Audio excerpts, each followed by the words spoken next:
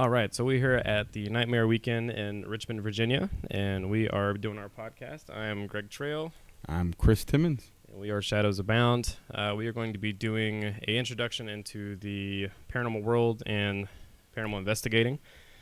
So we thought it'd be cool to kind of bring up the topic of how we got started into it, how we kind of stumbled upon different pieces of equipment to use, and kind of just how everything developed. So yeah, how do you kind of stay level-headed and not get caught up in how much everything costs right away? How to stay affordable, I guess. Yeah, I mean, you definitely always have a worry of jumping into something like this. You're worried about the money on the equipment. You're worried about the fear of, oh, what do people think? Or, hey, are we going to catch anything? Is this stuff real? I mean, you go through a lot of stuff, but honestly, it's better to just go through it and do it. Yeah, I mean, definitely there's no list of how many items you need either, you know? Yep. Basic 2 things, that's it. Start out with something simple and go from there. That's kind of how we built up. You know, you see all the different equipment on the table. You know, we had like 1 or 2 pieces starting out, and first video we did was super grainy and low quality audio. It was crappy. And, you know, I wish I could go back and redo it almost, but you know, it's still kind of cool to take a look at and see how we kind of grew from there. How we progressed, yeah. Yeah. But I mean, just starting out, you know, we kind of went from going out just ourselves with a flashlight almost, and, you know, wanted to kind of go out there and find some answers to some stuff, you know, kind of get spooked, see what was out there. And, and we were always interested into the paranormal. And going from that for years, we were like, hey, I would love to do a show, you know, because we've always watched the shows and stuff. Yeah. And so we eventually said, you know what, let's go ahead and try and do it ourselves. And well, yeah, I was going to say, like, our YOLO moment was like a year ago. Yep. And I guess something was going on where, as brothers, we made a deeper reconnection with each other, and we were like, let's get serious. How can we put the money together and buy what we need to get this rolling and be more serious about it, more adult about it? I think what's cool about it too is, you know, having the different findings up on YouTube, you know, Facebook. It's basically we get to teach other people and kind of give that knowledge out. So I think that's kind of a cool point too, because everybody always has a question of what equipment to use, how does it work, how to get into it, you know. So it's kind of nice to be able to talk with like-minded people and kind of teach them, you know, because you never know what you're gonna learn from somebody. Right. So. And there's no right and wrong. No. So I mean, you're not gonna find out what's working until you go out there and actually try. Yeah. So yeah. But you know, different equipment you can start out with, and we bought up a bunch of different stuff. I mean, I would say start with the dowsing rods, and I mean, you can make your own, or, you know, we bought those custom. Yeah. But you want to tell everybody about that? I mean, they're just 2 copper rods, and I don't know, depending on what time of the year you buy copper, it could be more expensive or cheap. These were $25, but that's because they bent them and added custom these made and all that, custom beads on the handles. But all you need is 2 pieces of copper, you know, and you have to make sure that, you know, when you're holding them just like this, your thumbs are up, you're just holding the handles with your 4 fingers, you know, and you ask a question like you would to your digital voice recorder or your S box, and the thing would answer you by crossing the 2. So very simple. Pretty easy to start out with. Also, I mean, there's things too. We brought out like a mag light. If you turn it to a certain point, and you have it to where it can turn off and turn on just by a simple touch, you can do questions with that. So you can leave it on a table, maybe in an area where you think somebody's around or you've heard stories about, and leave it there, ask questions, and sometimes you'll get answers from just that. And I mean, you can get these for like $5 to $30, depending on, you know, what size and everything. Yeah. But I mean, we've had Military Coal Mines. I think this is where we first started using one of these. Yeah. And we were on a bridge, and I think this thing was going off like crazy. Oh yeah. So, and we got a lot of questions answered, and we use different tech, but it's just cool to kind of see that something was answers with this. Yeah. Touching the flashlight, making it flash on and off. Yeah. But I mean, the first time we went out, I think we just had this, and then we had like a low camera and like one of the pieces of equipment. That's it. So you could start out with, you know, barely anything if you wanted to, and you can always go up to however high end you want to. But you also have Like, I mean, you had a voice recorder too. Mm-hmm. So you can use this on a lot of your different adventures. So this is an awesome piece. You can leave this anywhere and ask questions. Where were we at? Was it Petersburg? Yeah, Petersburg. So we left this in a house, and we were on the opposite side of the area. Right. And probably like 200 yards away. And this thing got, I don't know how much evidence. I want to say it was like a good 30, 35 minutes. Yep. Almost an hour. We were getting, I think, like knocks. We were getting answers, taunts. We had 2 different ghosts talk to each other on this thing, which that was wild. It was like a man and a woman arguing. Yeah, and we didn't know any of that was happening. We were on the opposite side. Mm-hmm. I want to say we were asking questions with our spirit box. So we didn't know any of that was going on. There was like a weird plastic chair. We set it on that and just left it. Yeah, sometimes you'll find evidence just by leaving stuff around. And I mean, like we left that, like I said, at a location, and it picked up evidence that we never even knew about until we did post-production of that video. Yeah. So, I mean, starting out with something like this, I think this was like about $100. So you're getting more into the money you save and put towards things. But that's a nice piece of equipment to have. And I mean, it's helped us out on a lot of different investigations. So, I mean, and they have cheaper ones, you know. I mean, we got this one at Walmart, but there is cheaper ones. This is a we splurged a little bit on that one. So. But yeah, I mean, something like that, something simple to start out with too. Let's see. Another piece of equipment we like to use are the REM pods. Yeah. So here's this one if you want to go over that one. Yeah. So this is just, it's creating a field to pick up electromagnetic energy. Mm-hmm. And if something comes into that field coming from the antenna, it makes these lights go off. And it's got touch sensitivity. It has a temperature reading and everything. You can control the little, I don't know if you can see them, little buttons here, and it runs off of a simple 9-volt battery. Mm. And make the adjustment with these little black buttons. So, and you'd ask your question, like, you know, if anyone's here right now, please touch the antenna, and they're supposed to, you know, the thing goes into the field, touches the antenna. Yeah. Depending on how hard it's touching the field, it shows you the different colors in the light diodes here. Most of the time, I think it's like green, orange, and purple. Sometimes I think it's like a toy too. So, you know, it lights up. So you're like, hey, you know, if you want to touch that toy right there, go ahead and play with it. We've had answers from that. So and you can, like he said, adjust how sensitive it is. So you can make it to where it has to be right on top of it, or you can make it to where it could be a foot out. But we have that one too, which is a custom piece we bought, which actually was cheaper than this one. But that one is like a little lantern that somebody configured. You want to open that one up? Yeah. So, I mean, this does the same thing. It's going to go off because I'm in front of it. And touches the antennas, yeah. But the guy was cool with it. Instead of having the normal bulb for the light, he put the touch sensitivity from this inside the center there where the bulb normally would go. And then he was able to use the handles here as the antenna like this one. It has a blue light on the top letting you know that it's on in case you forget it was on. Which that one lights, I mean, that tiny little light will light up literally the whole room. And it actually, we've seen it change colors depending on something crossing the field. Yeah. So.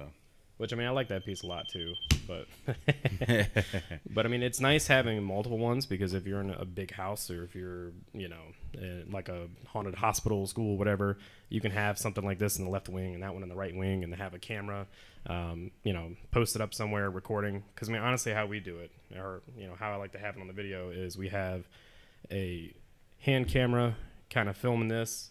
And then maybe we have this somewhere a little off the side so it's not picking it up with so much. Right. And have the trifecta. Yeah. You know. Or a lot of times these both come in very loudly. So we could be a good 100 feet, 200 feet away from them. And you'll hear it when the audio recording is getting recorded. You can hear them go off. Oh, yeah. And then sometimes you go into really active places and they're both going off. And then you're scrambling trying to figure out where you can get evidence at. That was cool when that happened. These, I think this is more of like the medium equipment. So once you start saving up more money, this is something you could go for. I think these were around the $100 to $200 range. So yeah, this was like 45 or 50 handmade. We were in an event when we bought this. That was about 100 and something. I want to say that came in a 3-pack. That was cheaper. But the next thing you could kind of go for, and what I will go over the most, is camera equipment. So starting out with camera equipment, you can kind of go with the low end to high end, depending on how much money you have. This is a static camera. So basically with this, you can do night vision, but you would have to get things like an infrared torch to go with it. And starting out, we knew nothing about this. No, at all. So Nothing. we had honestly no idea about camera equipment. No. We just knew about paranormal. Yeah. So starting out, it was kind of a task to figure it all out. Yeah. And this is kind of it's on the low end, about 150, just to start out. Yeah. And this is why our first video was grainy as crap and low quality. We thought it was going to function better than it did. Yeah. But we found out it's good to have this on like a tripod, kind of hanging around somewhere. I think we went to, was it Hollywood Cemetery? Yeah. And we had this. Yeah. It was near the Iron Dog, Yep. I think. We had this popped up. We had the voice recorder, and then we had like a cat ball that was like a REM pod almost. And we left that up, and we got a bunch of evidence from it. So it's good to have it posted somewhere. But using it as your main camera, unless you're just starting out, not such a good idea. No. But what I will recommend, if you want to have a camera kind of just hanging out somewhere, or if you want to have a decent one with night vision, Bobloff. These are like police cameras that you could put like on your chest or wherever that they wear. Like a GoPro. But this honestly was like $150, and we have like a $1,500 camera where this thing will pick up voices and the $1,500 camera won't. Yeah, right. And it comes in clearer most of the time too. And this, what I love about it is the bat attack that happened to you in Clinton. Yeah. You remember that? So we had this posted in a windowsill, and I did not know that this was going to happen, but we were in a house that's getting rebuilt that was from the 1840s. And it's pretty haunted, I'd say. Pretty much. Yeah. But the windows are kind of busted up. There's holes in the house, and so there was a bat that started living in there. He's afraid of bats. So the only thing. We had this in the windowsill, and as we're talking, this thing swoops in, about smacks you in the head. And I've never seen you duck so quick in my life. Yeah. The only time I moved really fast. Yeah. Is that time. I mean, we didn't even hear it flapping, nothing. I just see a shadow go whizzing by, and I'm like, oh, that's something happening. And then next thing I know, it's a bat just coming. And I'm already like, yeah. But this thing picked it up crystal clear, and it was awesome because it was almost like having a prank camera at that point. I mean, if there's a noise or if there is a ghost or there's something we're recording, I'm the guy that runs towards it. I want to know why it's there or what it's doing. But if you want nothing to do with that bat. If it's a bat, opposite direction. Yeah. No, that was pretty funny. I'm honestly happy we got that on camera. So, but I mean, there's different pieces you can use. So honestly, this is probably one of my, as the guy that goes through the footage, one of my favorite pieces of equipment we have. Because I mean, that can be clipped on the body, lifesaver. like you said. Yep. And it comes with like two magnetic crosses. One can go on the outside of the shirt, one on the inside, and that clips on the center of it. So you can almost put it on wherever you need to put it on. Yeah, which I mean, it's nice to have because if you watch all the shows, people have always different camera angles and stuff. And when we started out, we just had one camera. So we kind of just had that one point of view. So if you were the one doing all the talking, nobody saw me on camera, vice versa. So it was nice that we actually were able to kind of upgrade and get to different angles. Yeah. So if you're starting out and you want to do like an actual show on YouTube or Facebook or whatever, I recommend having different cameras, different angles. It makes it look a little bit better. You can kind of get his perspective or your perspective type deal.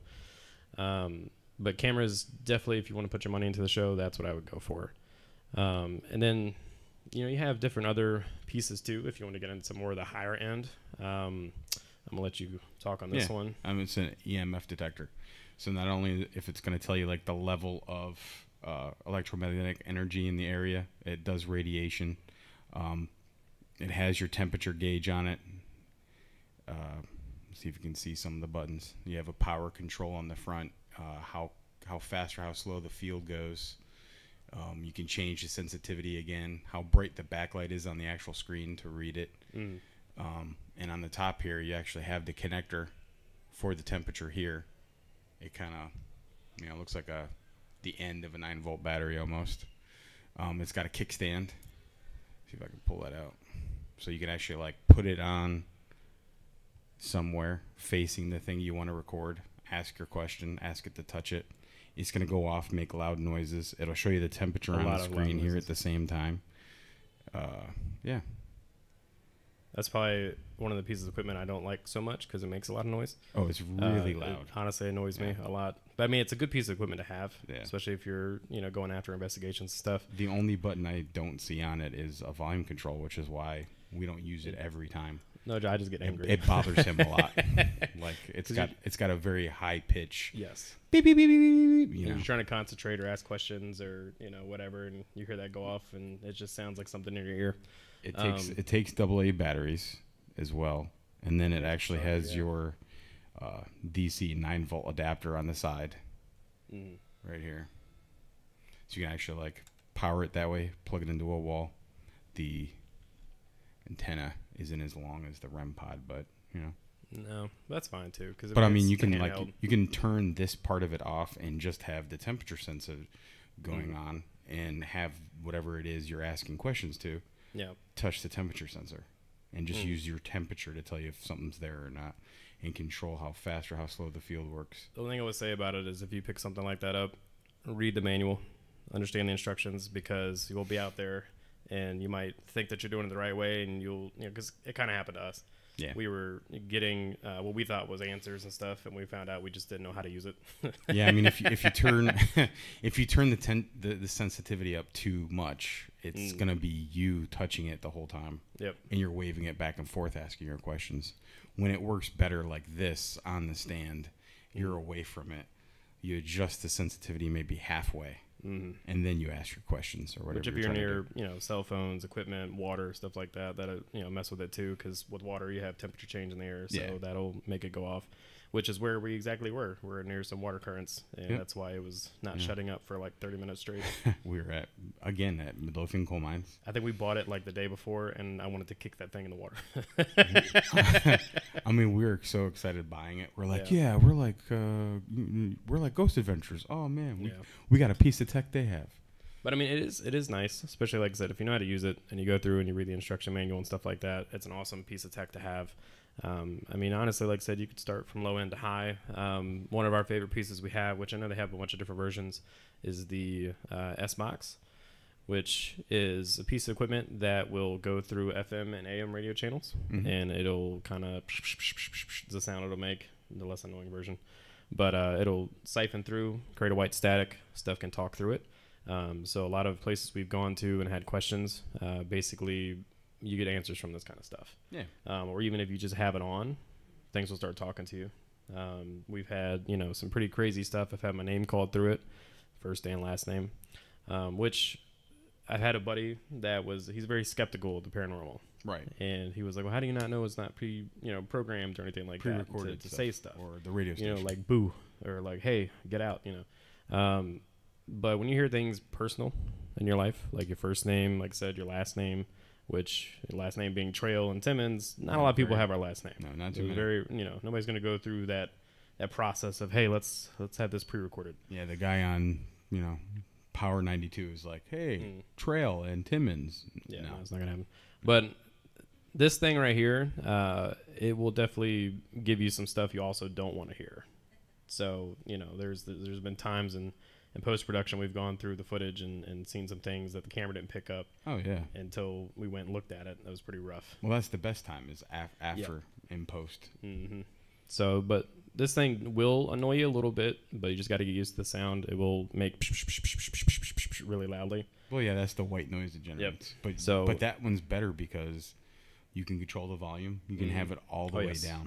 I do love that we can control the volume on and this. Then that white noise it generates, you can control how fast or how slow it's actually doing that scan between AM and FM. Which honestly, I like it better slowed down, so you're not having to constantly talk over sit there. Yeah. You don't have to focus as much. Yeah. But this thing is cool. So we got it from a website called was it Ghost Stop? Ghost Stop. So this was like 100, 150. So again, kind of medium tech a little bit, but if you can see the buttons and stuff on it, you can pre-record it. It's got a little flashlight on it, so if you need to see something in the dark, you can. Which I don't know why they put that on there, but they did. It's like a Boy Scout. I guess almost, to be able to see where you want to set it. Set it where you want to be able to see. Yeah, you can put SD cards in here too, and actually record stuff. So if you want to kind of go back and say, I'm going to listen to the last 30 minutes that we did, you can. Right. And it's also a Bluetooth speaker too. Mm-hmm. So if we just want to jam out to some music, we can. So it's a cool piece of equipment. But this is kind of more the low end. I know you can go up to the, what are those little radios? Geo boxes. Geo boxes, yeah. So those things boxes. can go up to like $2,000 I've seen. Yeah. So, old ham radio type ordeal. But instead of you actually just hear the voices come out. And it almost sounds kind of echoey depending on how you get the tunes and stuff. You can control it the same way that clear. does. Yeah. So you're not having to go through all the static. You can just go through the voices when you pick them up, which is nice. But, that's a piece of equipment we don't have, but we would love to have. Oh, yeah. Yeah. So, I mean, like I said, you're spending $500 to $2,000 on that. But different equipment, you can start out with just something small, which I think, just having some of the lower end stuff is also good too. Right. I mean, the phrase "keep it simple, stupid" works most of the time. Oh yeah, definitely. But with having this kind of equipment and just starting out, I would say start out with a couple different pieces and just kind of work your way up to the next stuff. Because for me, I went out and I was like, all right, let's get all this equipment at once. And most of the time we found ourselves trying to understand how it all worked instead of, doing one piece at a time, really understanding it and using that as a tool. We just had a bunch of equipment at once, and half the investigation we went to, we were just like, all right, how's this thing work? Am I doing this right? Right. So it took us away from the investigation a little bit. Well, I mean, if you're worried about being able to buy a camera and stuff too, most of us nowadays are walking around with expensive computers in our pocket called a cell phone. That's true. And 9 times out of 10, that phone does great recording already, photos and video. And if you're on Facebook and you want to get on YouTube right away, those things will live stream and record right away for you. Yep, that's true. And I think just starting out, you're going to have the worries and the fears of, well, where do I go? Where's the first place we should check out? Like us, we're not scared of the paranormal. If you understand it, you're going through life and doing your research and stuff like that. You're not going out there just being dumb, trying to rip apart the walls on a house and crap like that and calling it stupid. But just understanding kind of what you're walking into, that'll help out a lot with the fear. If you're having issues with the money, like I said, low end, that's kind of how we started out, kind of worked our way up.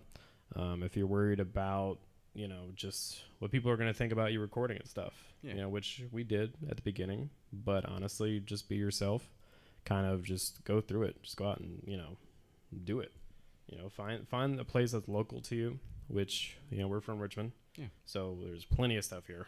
And I mean, Google is your friend. So you can, that too. Do a search in a 20 or 30 mile radius around whatever your zip code is, and start from that. You can go to a Goodwill or an antique shop and get one of these flashlights, or find a cheaper voice recorder that's already there.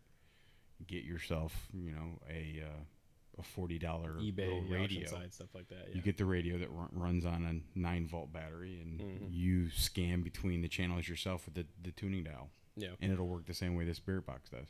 But also, if you try and go out and find a place to go looking, just don't break and enter into places you're not supposed to. Yeah, no trespassing. We do not condone trespassing, breaking, entering, nothing like that. But I mean, we do things like abandoned buildings, which we get access to. We ask and everything first. Historical places we try to get into and do investigations. Also, just local places. I mean, you've got everything from cemeteries to bridges, roads. You've got forests that are haunted in certain areas. Yeah. I mean, Richmond is such a torn place from all the war and craziness from the Civil War, and you got the Native American stuff here. You got a bunch of stuff to kind of go through. So you just kind of map out, like you're saying, pick a place and go for it. Yeah. So I mean, like we kind of started out. Millington Coal Mines is kind of where we picked out. Yeah, I mean, that's the area we're from, that area there. So we picked that out as a local spot because we went there a lot just hanging out and stuff like that. And, it's an awesome place to go to. And, that's the first target we chose. Something local, something we knew, which is another thing. If you go to a place a lot that is haunted, but you don't have any equipment or you want to start filming, pick that spot. Because it'll be something special, number one. It'll be a place so you're not getting lost. You're not, which I mean, even comfortable. Then, we still find places at, or find locations at places we've already been before. So, it's different things you want to think about that it was easier for you. Once it's easier and more comfortable, it'll flow a lot better. Yeah. You're not constantly worried about stuff. If you're picking your first place and you've never been there, and you want to do most of your investigating at nighttime, because you can investigate places during the day.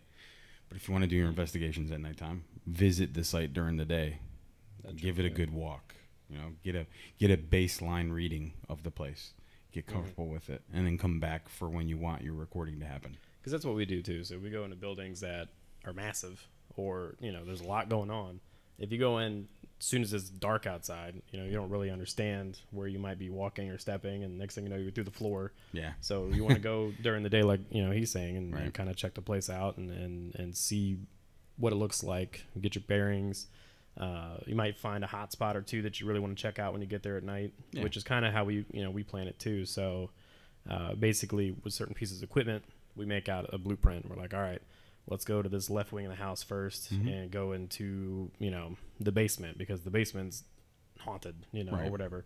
But there's times where if you just rush into it, you may not find those sweet spots. So it's good to take your time, be comfortable, and then go for it. I mean, you're taking the time to locate the hot spots. Yep. So, and then a baseline reading is you're finding the natural parts of that property or place. Yeah. It's like, okay, where's the power lines? Where is this weird temperature that's not changing? You're finding the constants, and you're like, okay, this might affect my recording, so let's go to the opposite spot. Maybe that opposite spot is where the hot spot is, and it's nowhere near the power lines or where this weird temperature is staying the same. Yeah. I mean, well, with us, so us being sensitive to the paranormal, we'll start with that. We wanted to bring our side of it as being sensitive, but then also start bringing in equipment as well. Yeah. So we could kind of make sure we're not going crazy, because, you go out there in the world and you might think that you hear who, or you might see a shadow or, something. And sometimes it could just be your mind playing tricks on you because you're tired or you're going through a lot of stress, stuff like that. So there are times you do question, but for us, we've always been sensitive. Yeah. So us bringing in the equipment kind of gave us a double edge, because we were like, all right, now we can actually track and see if what we're seeing, hearing, feeling is real. Yeah. So when we do go into a house and we check first, a lot of times it's just our body is our tool. Yeah. So if your hair standing up on your body, if you're feeling goosebumps, if you're feeling like, hey, this house up here in the attic, I think somebody died in here, because I'm just like, I'm feeling chills, this, that, third. Yeah. So you're like, all right, hot spot. Like all the hair on my body is standing up. Whoa, what does that mean? Because we've gone to places before where we've talked to the people that owned it, or have been in there doing an investigation before, and they told us kind of one story, but they didn't know about the other portion of what kind of crap was going on there. And then somebody else pops up and goes, well, yeah, but I heard about this. Yeah. And so you bring your equipment in, and you're like, all right, well, these people talk about these hot spots, let's check them out. And we find evidence that other people didn't know about. Right, and sometimes that's a lucky situation too. Is like you're there at the property, and we were there talking to the neighbor first. And the neighbor contacts the owner of the property for us, and you get the story from the neighbor and what they experience compared to the actual owner. Yeah, and I think networking with people, especially like you said, the neighbors, friends, people that are local to the area, that's always a good thing. So, you're going to run into stuff too where you're not always going to be able to get into a building. So, but you still network, you still research, you still go through the steps of trying to understand what that place is about. So the time that you do get the opportunity to go, you already know what to do. Yeah. So there's, a murder house right now we're trying to get into. Was it in Buckingham? Oh, yeah. Which is pretty crazy story, but the owner's in New York. Oh, wow. And the last 6 numbers we tried to call, we couldn't get in touch with them. Mm-hmm. So we've done all the research. We're ready to go. So if we ever get the go-ahead, we'll go ahead and already know what to do when we get there. So it's always good to plan, research, understand what you're stepping into. Yeah. Because there's going to be times to where if you just rush it, then you're going to be frantic. You're not going to understand what you're doing. Your equipment may not work to your abilities, and you may not get the outcome of what you want. Yeah. So, and take your time. Don't rush stuff. No. There's times we've gone to places and we've had like 6 hours of footage, but from 3 different cameras. Yeah. And you take your time to slowly go through the stuff, because you might go through 3 hours of footage and you find one thing, or you might go through 15 minutes and find everything. Right. So take your time, focus. And this is honestly coming from an editor point, because once you go out there and investigate and you start bringing cameras into it, you're going to have to sit down and go through it. Oh, yeah. So take your time at the investigation. Take your time asking your questions. Take your time going through the footage. And I think we watch our stuff like multiple times. Yeah. Yeah. So, because I don't know, I feel like sometimes us watching it or hearing stuff and going back through, we'll pick up other stuff we missed. It's like a different experience each time almost. Yeah, happens all the time. And that's another reason too you want to have great angles and great camera equipment and stuff like that, is because it's like you said, you're going back through it again. Yeah. You know, so there's times where you're more worried about what happened in the attic, but all the stuff's happening in the basement type of ordeal. So, I mean, slow it down, take your time, make sure that you're going through your processes, make a blueprint, and just do it. You know? Write notes. You know, there's no problem in doing the history and looking up a place. Oh yes, because that'll help you out too if you do the history of the place you're going to. So we actually found out, what was it, Middleton Coal Mines? I think I found a book that somebody wrote back in like 1950s. Oh, like yeah, at yeah. college, they just wrote a book of all the deaths that happened there, the tragedy, stuff like that. Mm-hmm. And there was actually a list of names of people that died. Yeah. And so we have it on our YouTube. But basically, we asked questions about who had died there. Just talked about, and that name was brought out. And we didn't really understand it at the time. But as we were doing more research, when that name popped up, and the answers started coming out, it all fit together from the research that we did. So the more research you do, the more stuff you might find out. You'll have the the more answers you moment. get. Yeah, and honestly, that's the most exciting and brilliant point. Is like you go from the research, you go there, you check it out, you film stuff, you have all your equipment, and then it all fits together, and you're like, holy crap, I'm a detective. Oh man. Yeah. So, because I mean, there's places you go to where you're not going to understand everything. There's not going to be research out there, and you're kind of going to have to be an investigator and use all your equipment. Right. I think was the last place we went to was the house in Clinton. Mm-hmm. So, like I said, we knew a little bit about what's going on, but most of our answers came from the equipment. Yeah.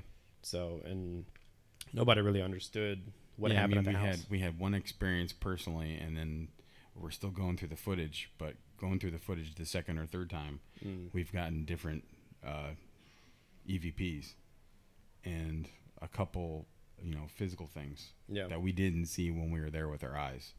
So. Mm-hmm. Well, it's also places like houses and hospitals, schools, whatever, abandoned places.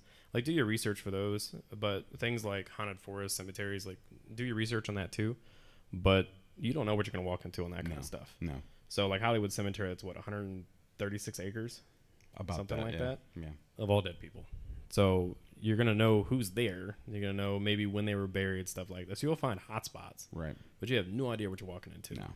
So, I mean, we've gone into woods before that we picked up crap and we had no idea that was there. Right. Or you'll go through an investigation, and then at the end, somebody will be like, oh, yeah, they buried people somewhere on this property. I have no idea where they're at, though. I don't know where. You're like, oh, that explains the weird noises and the voices coming out of our equipment and, stuff going off. Yeah. So, but I mean, just pick a place, kind of go for it. There's going to be lots of places around here. So, I couldn't even begin to tell you how many places. Well, I mean, where we're at right now, a good place to investigate is across the street. That's true. It is abandoned. Coliseum. The Coliseum right there. I would love to go in there. Yeah. I heard it's kind of falling apart, though. I don't know. You see the boards on the outside with graffiti and stuff on it. So I think people broke into it and started taking pictures illegally. They weren't supposed to, but it looks pretty beat up in there. So, that'd be a cool place to investigate. Yeah. Yeah.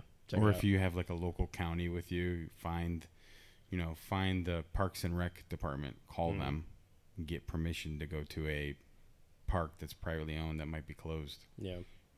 So like a good thing to do would be like for us to call Parks and Rec about, Belle Isle.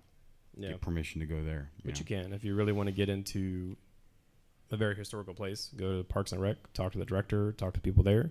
And they'll give you kind of more information and give you more access sometimes, which that's not always the case, but the more you network, the more you talk to people, the more places will open up for you, which, has happened for us. Yeah. So, but start with something small. Start with an abandoned building that you can get into and not break in. Yeah. Start with a haunted wood area, cemetery. There's a million cemeteries around here. And a lot of them have to do with more historical battles and stuff like that. So, I think places out in the country, you're going to find a cemetery like every 20 feet, something like that. Yeah. So I can't remember where we were driving one day. I think it was towards the mountains or something like that. And I swear, like every time I turn my head, I was like, oh, cemetery. So well, there's that. And then, each county has like several plantations, or Yep. some of the land used to be a plantation. So There's plenty of places to go to, but Yeah. start something small. So I know we already kind of discussed it, but starting out with something small, you can go from dowsing rods, something you can hand make, mag light investigating. Like I said, you can go from $5 to $30 with something like this. You can turn it to, on and off, ask questions, and basically you can get some investigating out of that. You can go from your REM pods, which you can leave around, and see where people are walking through the house and get your questions answered. Your voice recorders. So this is what we use, but you can start with something smaller if you want to. We just splurged a little bit on this one. You can leave that around places you go to and get evidence out of that. You got your piece of equipment that I cannot stand whatsoever. I hate that thing so much. The loud millimeter. I can't stand it. I'd rather listen to demons talking to me than listen to that thing. But you also got your camera equipment. I'll kind of go over it again. Start out with something small. We started out with a static camera that was like $150 off Amazon, and it looked crappy. But if you leave it somewhere, you can get some cool footage from it, and it changes up the video a little bit. You can go to body cameras. You can go to big cameras as well. We have, was it a Canon XA11, I believe we use now. Yep. Which those are pretty cool pieces of tech. But if you want to start off something small, you don't have to spend a whole bunch of money. But just go out there and actually investigate. Don't worry about it or think about it too much, because we, for years, didn't use any equipment. It was just us going out and hanging out and trying to see what can I do to get scared. Yeah. Kind of. Yeah. Which didn't happen Or much for us. have an adventure, and can I get scared? Yeah. But it was cool to start getting the equipment and kind of seeing our answers come to life a little bit, because some places we went to, we were just trying to put the pieces together and figure out. But it will change how you investigate. It will change how you go through things once you start getting the equipment, because you can kind of say, hey, I see things, hear things all the time. But once you get the equipment, you can show others like, hey, this is what I saw, what I heard. Right. It kind of I got pieces it all together. Here's the voice I recorded. Oh man, it sounds weird. And it's cool it's cool to show others and teach others too, because you hear stories all the time of people talking about sleep paralysis, or they're in their home and they see a dude with a top hat, or they see a dog, or they see an old lady, and the way they talk about it, everybody thinks that no, that person's nuts. They're not seeing that. But a way to back it up, right there, equipment. your pieces of Right equipment. here. Yeah. So which I think that kind of helped us out a little bit. So any other standpoints you want to talk about as far as getting into it? No, I guess we can do like a question and answering portion. Okay. Yeah. If anybody has any questions or wants to know about anything, we got a microphone over there. Thank you. Yeah. So I know there's a ton of apps on phones that are all these ghost things, and I've played with a few of them. Haven't really found a good one yet. Just wondering if you guys had anything that's you found that's worthwhile. So with apps on phones, that's when you kind of get stuck in them, or there is like pre-recorded stuff on there, because there's so many apps, but there's only certain ones that may work better than others. We thought about doing it, but then we went through the research and we were like, you know what? It's better to have your own equipment out in your hand, because also your body is more of a tool too. So, we kind of talked about that a second ago, is like if you go into a house, you get your goosebumps, you get your hair standing up, you get weird feelings, you get deja vu. So your body is more of a tool than honestly anything else. But when you have certain pieces of equipment, then that kind of helps you figure things out a little bit more too. So I would say stick to more equipment than the apps. You'll spend a little bit more money, but honestly, you'll know more of a fact of what you're going through. If you just hear the phone, you eventually over a year, you might be like, I've heard that same lady. So it's better to kind of stick with certain equipment. Or the good test is keep your phone in that area where you think that thing is happening, but have airplane mode on. And if the app functions with airplane mode on, or it's close to like a dying battery, you're not charging it, and you're experiencing that situation, that'd be the two times it might be real, or that thing might be the thing you're supposed to be experiencing. Yeah. If the phone's on and it's a full charge, or it's in the middle of a functioning situation, it's picking up a signal, or a text message getting ready to get through, that could mess with a recording. It would become the thing that's more sensitive. It would be like the negative part of a baseline reading, kind of like when you're walking over a power line and you're turning on the lamp. That can affect the piece of tech you're trying to record. So airplane mode is the best way. And if it's a free app too, the pay apps are kind of funky. Okay. The other question I had is, when we walked in, you were talking about recordings and watching your video. So when we do paranormal investigations, we have like actually a home security system that we leave these things running. And so I'll have, 30, 48 hours of video. Oh, wow. Is there a recommended technique, anything you guys do to try to get through that? Because obviously it's hard to It's a lot. Yeah. look at all that. A lot. I mean, I always say save the footage, because there's going to be a day where you're not always going to be able to investigate. There's going to be months where people are like, no, you can't go there. No, you can't have this. Or you may not have the money to travel, or just whatever.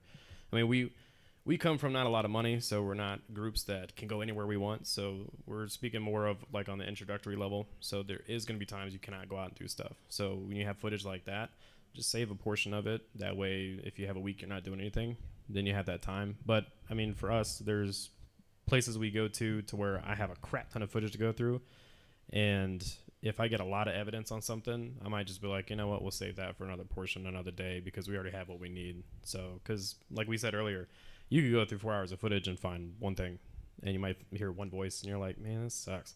But you can go through 15 minutes of footage one day and you're hearing things go off the wall, something slamming, a door getting shut. I mean, it just all depends. So I'd say just save it for later on. Or like if you have that much footage all at once, take it slow, like 30 minutes or an hour at a time. Pick through it meticulously. Yeah, I mean, it's high speed, slow speed. Yeah. For YouTube, you can look at algorithms all day, and you're like, all right, I got to get content out. I got to push this stuff. I gotta, boom, boom, boom, boom, boom, 3-4 videos a week type thing, and you can rush yourself. But at the same time, you never know what you might miss if you're rushing. So I hate that sometimes I take a long time to try and be a little bit more perfect, but honestly, you find a lot more stuff sometimes just being relaxed and slow paced. I had a question. From a tech standpoint, which piece of equipment for you and your experience has yielded the best results? And can you point to an example of something you captured on that piece? It's a good question. Yeah. So this little guy right here, this is a Bob Loft camera. So this is for security, police, whatever. I bought a camera, yeah. So I got it, and I was like, this thing's probably not going to pick anything up. This thing has a better microphone on it than our Canon camera. Like a $150 camera that also does night vision, by the way. Has date and time on it, which I usually censor it out because I don't like showing that. But this thing is awesome because while I have one camera going, a lot of times I'll stick it on him just because I want to. And so he'll be able to look at me and, vice versa. So you have different camera angles. But this thing being only $150, you could buy 5 of these and just stick them all around where you're going. And this thing also records every 10 minutes. Every 10 minutes, it cuts off and does another video for you. But we just kind of talked about it. We were at the Clinton house, and I had shoved this thing in a window seal just to kind of get a better, higher angle.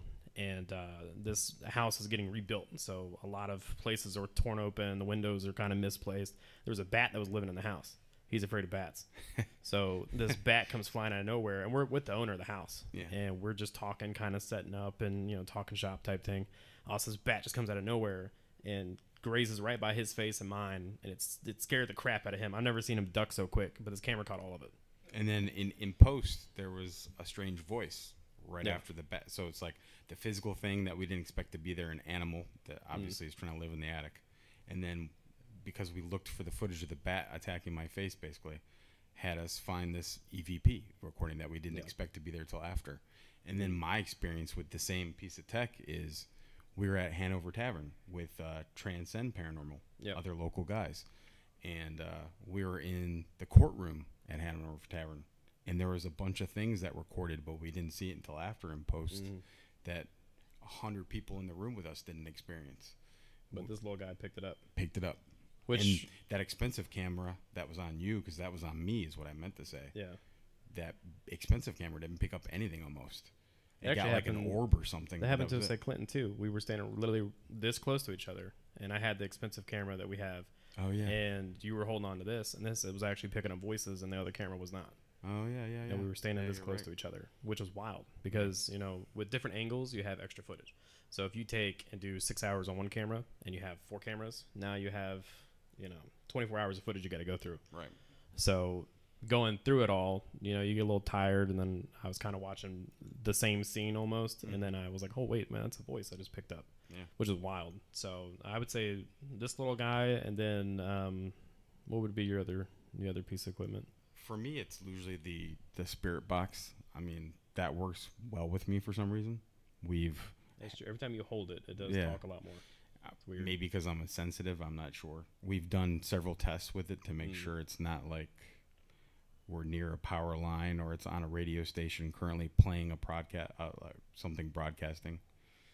I want to say we were at Hollywood Cemetery, and I had a good experience with it. And then I had passed it to you. Oh yeah, the voice stopped, almost as if it didn't like you. And I felt like I was a dead end all of a sudden.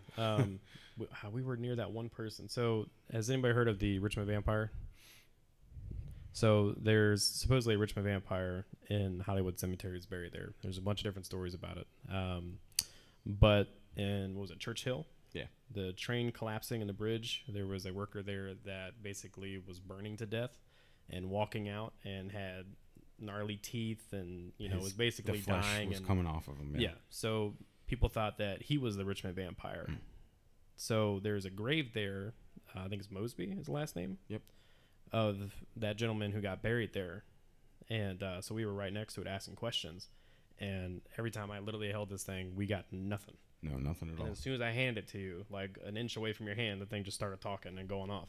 A bunch of stuff. Drove me nuts. It almost sounded like 3 different people, like all trying to talk at once at one point for a good minute and a half. Yeah, but we were trying to investigate because there's the Richmond vampire tomb, and then there's Mosby a little ways away. So we were trying to kind of cross-investigate because there's so many stories online about this guy.